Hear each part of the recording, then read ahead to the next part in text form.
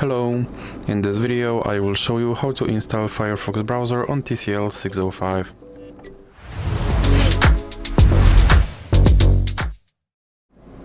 So you have to start by opening your Google Play Store, then click on search bar and type in Firefox. Now click search and click install.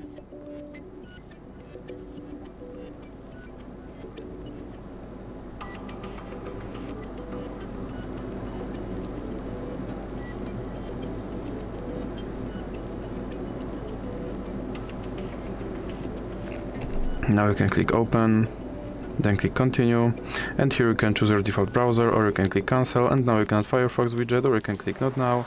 Here you can click sign in, or you can click not now, and you can turn notifications, or you can click not now again.